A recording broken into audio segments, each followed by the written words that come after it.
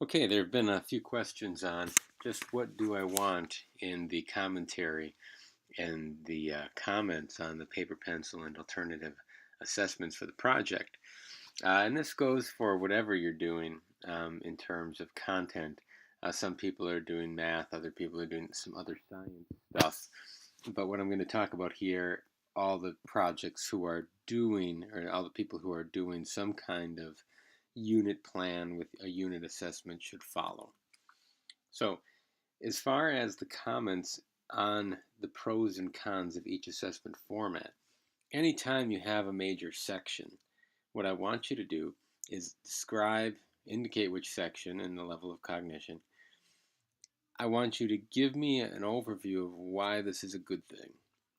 Giving me, efficiency ideas, validity ideas, reliability ideas, and then also tell me what's wrong with it in terms of the cons. It's going to take a lot of time. Are there going to be some reliability issues? Does guessing play a huge factor, and so on? Um, and that's basically all that I need. If you go to another example of a section, right, this is now they switch to multiple choice, talk about the format, right, and the level of cognition, the pros, right, also a little blurb about, well, why other types of formats aren't going to be as good, and then the cons as well. Again, always there's going to be something wrong with it. I want you to always remember that no assessment is perfect and everything has its limitations. The last point I want to make is that anytime, and I've said this in group meetings a bunch of times, but anytime you have an open-ended question, I would like you to make sure you tell me what a good answer is going to look like, either by actually writing a good answer or giving me a list of possible things like they did here, or saying good answers will consist of some of the following, dot, dot, dot, dot, dot, and just keep that on the regular assessment. So that's about it for the commentary or the comments on the different assessment formats. So anytime you have a major format change, I want you to tell me why you're doing what you're doing, what's good about it, but how is it still limited. The last thing is then the commentaries, and I want you to do a one-page commentary on the paper pencil assessment and also a one-page commentary on the alternative assessment. For the paper pencil assessment, there should be 2 paragraphs that make up the whole page. First paragraph, how did you as a group maximize validity and reliability and minimize bias in the assessment? Talk about all the different ways you tried to make sure that the content was aligned really well, the levels of cognition matched, that everything that you had in your learning targets was actually assessed, that you chose the right formats that would maximize the quality of the information that you were actually getting from the assessment results, and so on.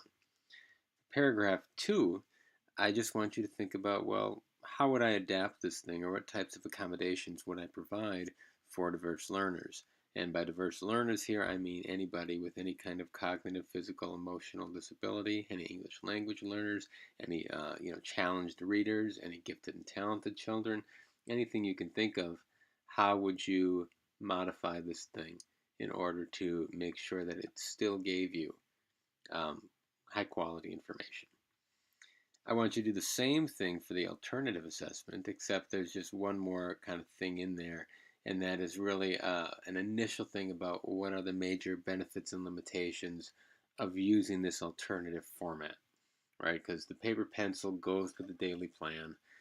It kind of follows a more traditional route, but a lot of people think that performance assessments are the way to go, and I bet you probably think the same way, or a lot of you do.